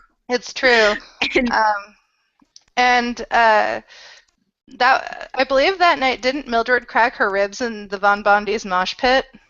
yes, Mildred, who was a CNA at the time, cracked her ribs and then insisted on us helping her move and refused to go to the hospital. Yep. Interestingly enough, and I know we were going to talk about this eventually, I know Brian's got other solo work. Amanda Palmer is now married to Neil Gaiman. Mm-hmm. And is currently writing a book. Sorry, go ahead. And she got married to him wearing the bride's dress that she wore when she was a street performer before the success of the Dresden Dolls.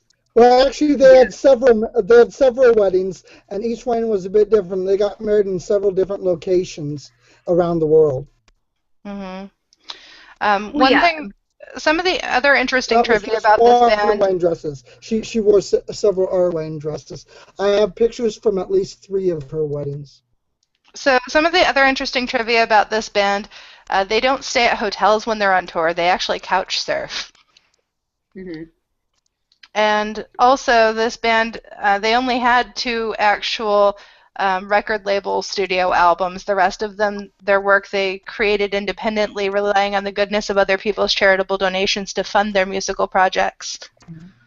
Which Amanda Palmer actually does quite a few TED Talks, because one of the interesting things is what she started doing. She does this TED Talk where she talks about how, both of the Dresden Doll studio albums sold about 500,000 units, which for a cabaret punk album is very good. Mm-hmm. And she talks about how she got dropped from her label for only selling 500,000 units, and she felt that was ridiculous because it's 500,000 people bought her music. So when that happened, she decided she was going to fund her music career after that, and she went and she did a crowdfunded one, and the crowdfunding got her the money she needed, and it was funded by about 500,000 people, which is her fan base. And she after she managed to fund it, there was this big kind of smear campaign online, and Ooh. Hello? She got disconnected. Oh. I guess I better send her an invite. considering Well, that. Yeah. while you're doing that, I'll just go over some other things about this album. One of the things that I really love about the way Amanda Palmer sings is the fact that she enunciates so clearly when she says things. She has this way of making sure that every syllable is super pronounced, and it's so beautiful to hear because nowadays people use so much slang and run their words together so much and mumble so much, and it's just a breath of fresh air to hear her sing.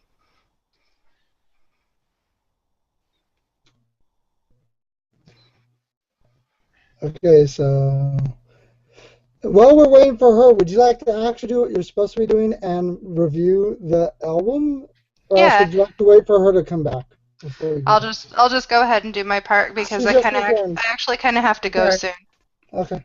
Okay, yeah, we'll finish this up really quick. All right. About the Amanda So Palmer thing. so going through the criteria for this, I loved several of the songs about it. I love their lyrics. I love their content. I love the style of music about it. The things I don't like about their music, there are some songs that aren't as grabbing as some of the others.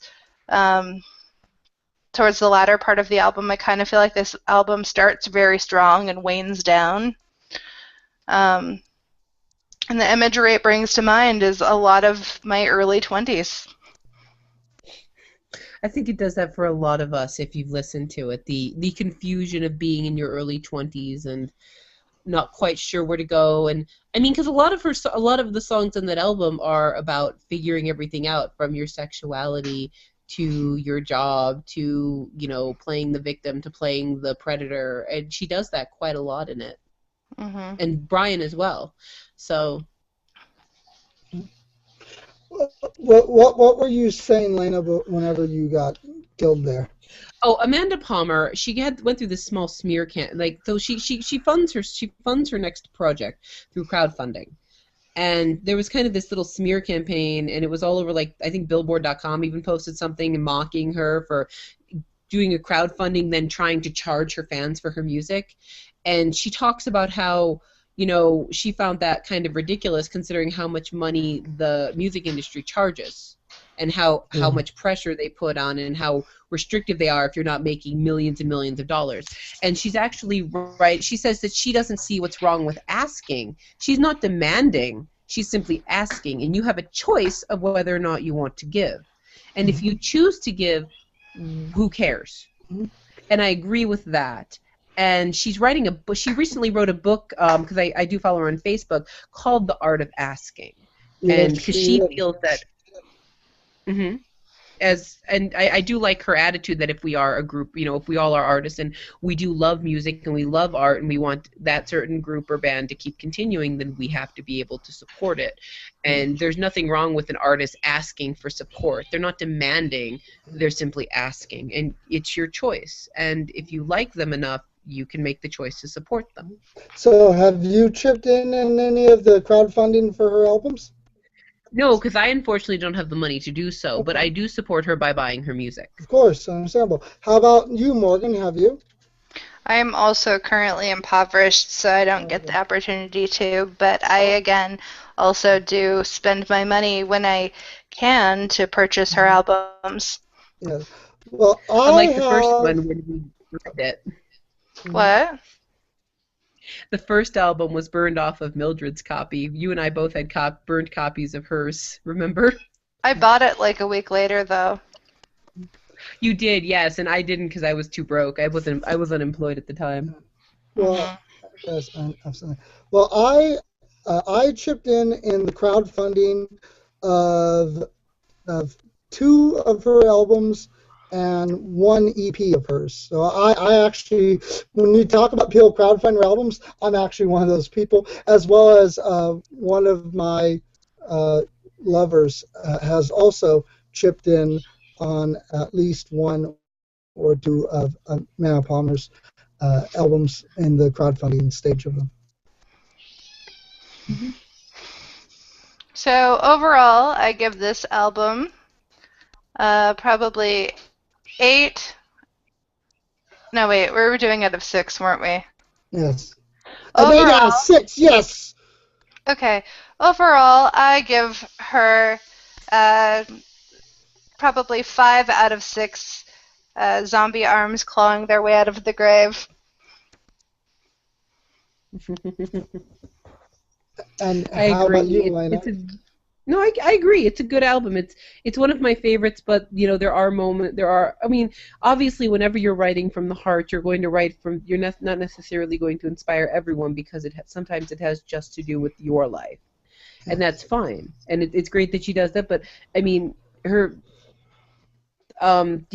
her not all of the music on that album, most of it does, but not all of it necessarily connects with me because those are her experiences. So I give it 5 out of 6 as well. And Brian especially, I notice we talk a lot about Amanda Palmer, but Brian especially because he is half of it, and while he is the silent half of it, he is just as creative. He has this habit of at the concerts I've noticed of kind of sitting in the background as kind of an amusing. He doesn't talk, but he's very physical. He basically is miming when he's not drumming. He is, and he does the makeup. He's kind of the silent mime in the background, and he's pantomiming her, and he's always whatever he does, they complement each other completely, They and that's do. one of the great things about them. Yeah. And I would rate the album probably a 4 out of 6. The reason for that being is that this album's nice. It has several songs I really love. I love Good Day. I love Girl Anachronism. I love Missed Me. I love Coin Operated Boy. That being said, though, uh, they just got better and better with time, and I feel that uh, in comparison to their layer work, this album is not their best album or anything. It's an all right album and has quite a bit of good songs, but I think that the Dresden Dolls uh, got better and improved with time. Actually, I think they got even better.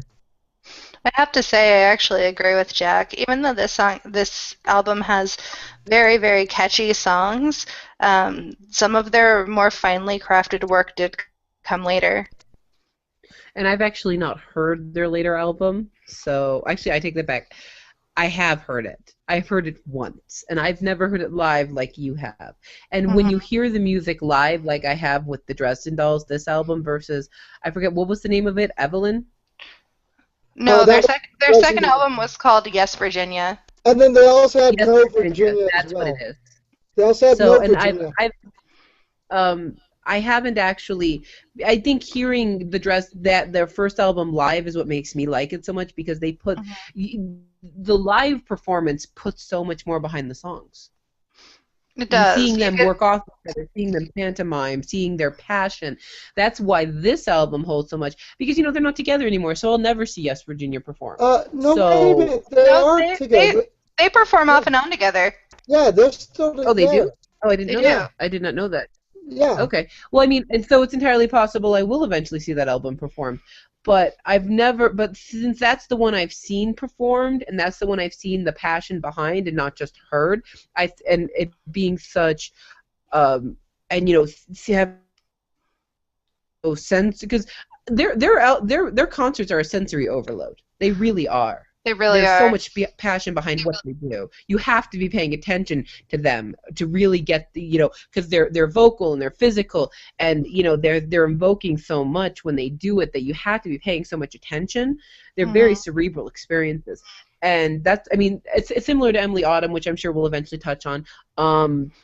But that's one of the things that I think why this is the album I prefer because I've seen it performed live and I've seen and experienced it, not just heard it. And when you experience the whole album, like you do when you go to their concert, because Hmm. like so many smaller independent acts, they're so much more. They can be so much more artistic and creative with their performances, and they are. Amanda Palmer, Brian, they're both very much that way.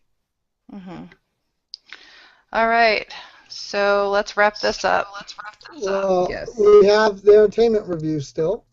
Oh, can I do my adieu, darklings, and then head out? Because my husband's trying to get the computer back. Okay, I think that's Yeah, fair. but I would like your comment on Lisa stars a Well, vampire tale if possible, can he give us maybe 5 minutes, Morgan? 5 minutes? Mm-hmm. He's glaring at me, but he'll do it. Okay. Okay. Yeah. And for our entertainment review, we shall review a live stage performance. Lisa Story's A Vampire Tale. Some people have pumpkin patches, others have trick or treating. But for the Phoenix, Arizona downtown art scene, the fall tradition is Lisa Story's A Vampire Tale. The Scorpius Dance Theater production returns for its 11th season, and due to popularity, the company is encouraging dance fans to snap up tickets early. Aptly called the Nutcracker of Halloween, this spooky yet sultry choreographed performance tells the tale of a girl seduced by the undead. Originating in Phoenix, the show has toured across the U.S. and the U.K., evolving from what was once a 35-minute dance number to a 2-hour heart-stopping show. One of the larger changes in this year's production of A Vampire Tale will feature Gavin Sisson as Vampire King Victor, a part long held by Starry's husband, David, who retired from the male lead role after last season. Showtimes for Lisa Story's A Vampire Tale are 8 p.m. Thursday, Friday, and Saturday, October 2nd through 11th. Reserved seating ranges from $20 to $40. For more information and to purchase tickets, visit scorpiusdance.com/events. And I've seen this show before. I saw it in 2007, I believe it was. So it was several years ago. And as mentioned, the show does change every year. Every year it's a little different. And the reason that changes is as they get new dancers and new performers that are better at different styles of dancing, or perhaps they know a particular different art, like acrobatics of some sort, they will include that and feature that in the show. And then if that performer leaves, a few years later, then obviously that segment has to go away, and hopefully it will be replaced by a new person who knows a new skill. And so some very neat things about this show is, so the fashion in it is usually of a punk rock / goth fashion, and the dancing style is a mixture of styles, some jazz, some ballet, some all sorts of different styles into it.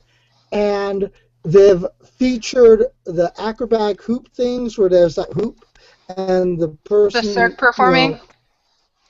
What? The Cirque performing? Well, the hoop, what I'm talking about, where the hoop is slowed down, the person wraps their body around it and that. And then they also do the ones with the silk stuff where they have those big long scarves that go down. That's aspects of the performance style of Cirque. Yeah. Yes, isn't it considered artistic acrobatics? Yes, yeah. That's what I was talking about. And then recently, something that they add more recently than when I've seen it, so they add, I think last year or the year before, is they also add pole dancing to it as well. And so they have some vampiric pole dancing, and they have, at least back around 2007, they had this wonderful scene where the vampires, there were a lot of coffins on the floor, and the vampires of different genders it was basically an orgy scene, a very beautifully choreographed orgy scene as well. And then one of the numbers that's been in the show for many, many years, and I assume it's still in the show because it's so beautiful, is there was this beautiful dance Jack? where, yeah? Morgan has like 30 seconds right now. Mm-hmm. So we either need to let her cut out, or we need to give her. She needs to say what she needs to say. Well, let me finish the sentence now, please. Where the dancer would dance upon a piano as a Nine Inch Nails song played, and the music, it's very goth industrial. Okay, go ahead. You can say what you think of it. Well, I think that it sounds fabulous as long as it's not the Thriller dancers. Because No, as never. Lena knows, I have no interest in ever hearing that song again or seeing those zombie chicks do that stupid Well, dance and ever again. Salt Lake City has, for those of you who don't know, they used to have Thriller zombie dancers in the haunted house we used to work in, and they were also part of the Thriller, because Salt Lake City has their own Halloween tradition of the Thriller dance thing that they do, which is their little Nutcracker Halloween thing that they For the do every second year. time, as I said And to that you, was you told the story last episode, and so everyone's aware of it. They played every 15 yes. So minutes. in that, so I know you hate the Thriller dancers, Morgan, and I mean, I could go on and on about this, but I've never seen it. So oddly enough, I live in Phoenix. I hear about it every year in the City Weekly, but I've never seen it nor had the time to go. And I probably will never see it because I'm moving. But I mean, I'm sure it's beautifully done. I think I know more. Morgan and I can agree with this because we do like vampires, but I know she and I have a tendency to think that they can be a little overdone. So, Well, I can tell you and this. sometimes I've always Yeah. Well, I can tell you this. The song Thriller never appears in the show, and there are no zombies. Vampires are sort of a form of zombie, but there are no zombies in the show. They never dance to any Michael Jackson. It's far more goth and industrial based. Michael Jackson is Motown, so no, no so, worries. but yeah, so where I actually need to go too. So, All right. I hate, yeah, can we Yes. go ahead and do the No, closing? of course we can. All right. Yes. You've just listened to The Mourning Show. Adieu, darklings. Now we're gonna go cry in a corner. We're Signing off. Okay. Do you want to do that part, Okay. Jack? I thought that came out lovely with all of us saying it. Okay. All right. Well, I'm gonna cut it out. I'll talk to you guys later. Bye. Night, guys. Go ahead. Great.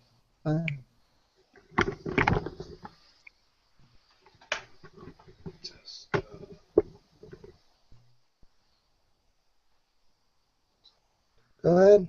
Close all of it. Exit. I'm sorry, baby. I know that was long and tedious. Shouldn't you be exiting out of the chat? Hey there. Hey. You're still in. I'm also trying to do something. Oh, it's just down there. Don't make me kick you out. So, YouTube listeners, you're getting to hear us when she doesn't believe she's on the air. Uh-huh. If only I. Call. Yeah. You are still on the air. Uh-huh. Hey. Well, I was laughing about how we did take it over. Wait, hold on. You're still on the air. He's listening to you. Exit. Leave.